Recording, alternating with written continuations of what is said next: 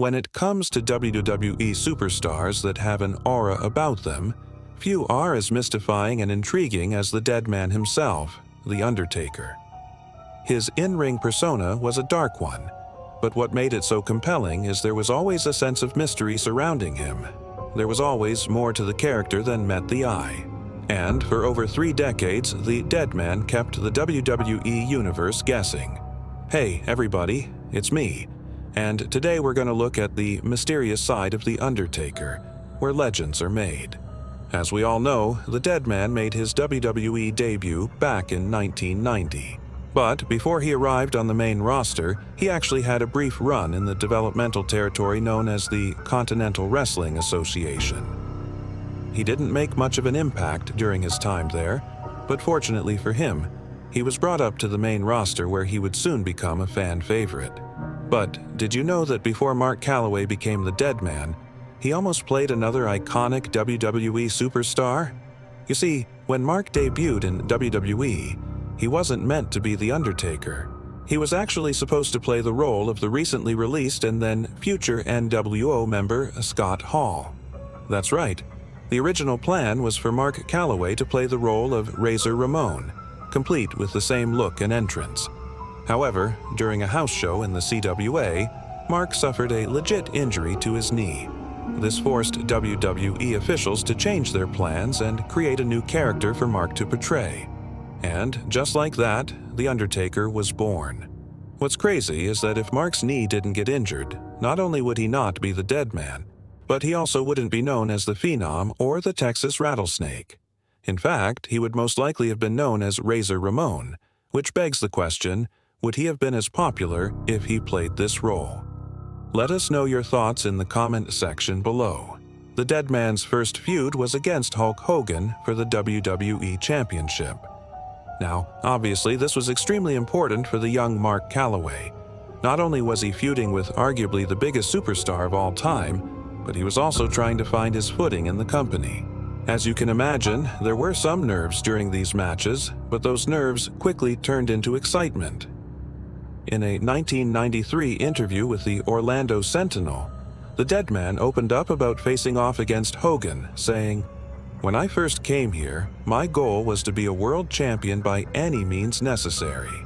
Now that doesn't mean that I wanted to take the title from Hulk Hogan, but I wanted to be world champion. I really enjoyed it. When you step in the ring with a guy like Hulk, you kind of feed off his energy. It was very exciting." While the Deadman may have lost both of his matches against Hulk Hogan, it gave him something else that would help him throughout his career. It gave him credibility. Had the Deadman not feuded with Hogan early on, it's quite possible that it would have taken a lot longer for him to reach the top of the mountain. After feuding with Hulk Hogan, the Deadman's career began to skyrocket. He defeated Jimmy Snuka to win the WWF Championship, then went on to feud with the likes of Ric Flair, Yokozuna, and even his own brother, Kane. And throughout all of these feuds, we saw different sides of the Deadman. We saw a ruthless competitor, a caring little brother, and a cunning, manipulative villain. But perhaps the most compelling version of the Deadman was the American Badass. After suffering a serious injury in a match against Big Boss Man at King of the Ring in 1999, the Deadman returned to the ring with a new look and a new attitude. Gone was the dark, mysterious character that we once knew and loved. Instead, we got a biker-themed Deadman who drove around on a motorcycle and said, "How you doing?" The gimmick was definitely strange, but it gave us a chance to see a lighter side of the Deadman, which is something we rarely got to see. And while many fans liked the change, others weren't too keen on it. And it didn't help that the Deadman didn't stick with this gimmick for long. Only a year after he debuted as the American Badass, he reverted back to his old ways. But if you're wondering why Taker changed his ways, you can blame none other than The Rock. During an episode of Monday Night Raw in 2000, The Rock and the Deadman went toe-to-toe in the ring. At one point, The Rock actually hit Taker with his trademark rock bottom, which at the time was called The Rock.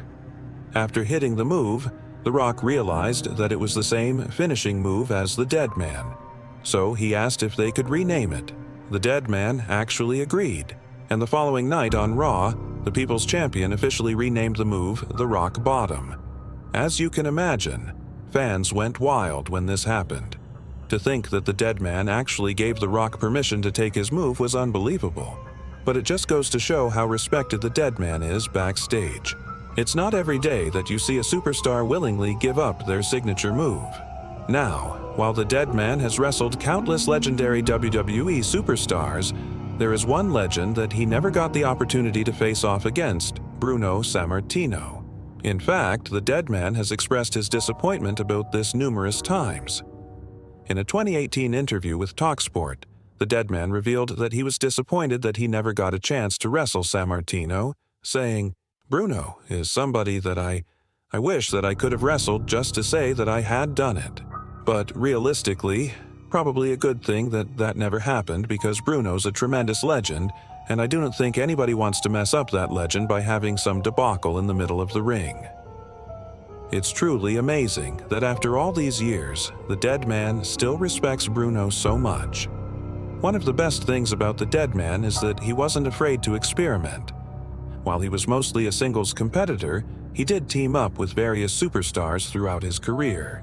In fact, he held tag team gold 5 times, but who was his most popular tag team partner?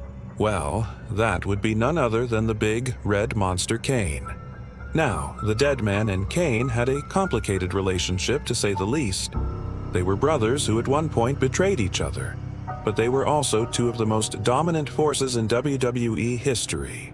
Now, there were a lot of rumors regarding the duo, with many believing that Kane and The Undertaker were in a real-life relationship. But it turns out that those rumors were completely false. In fact, Kane revealed in a 2018 interview that the opposite was true. He actually tried to stay as far away from the Deadman as possible. Kane said, "The Undertaker was one of my best friends on the roster.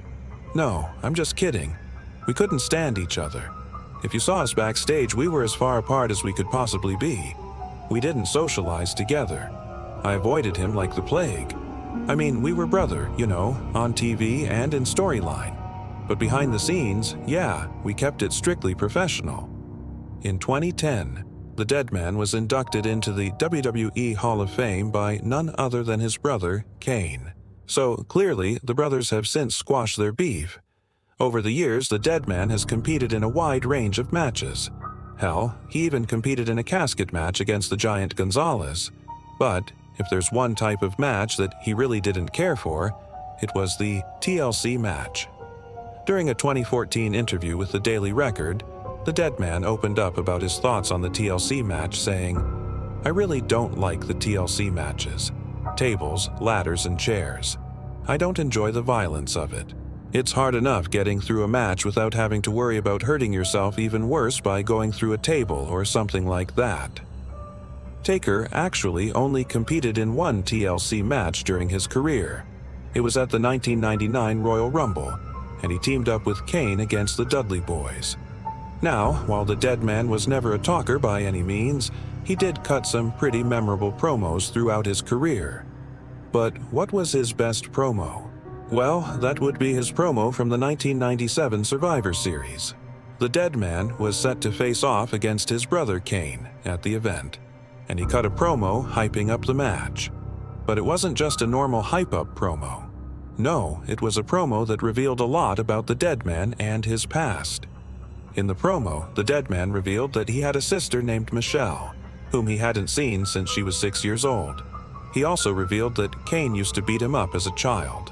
And finally, he ended the promo by saying, "You were supposed to die at birth. I should have let God do his job." Wow. This was a huge turning point for the Deadman's character, and it showed us that there was a lot more to him than we originally thought. Thank you for watching.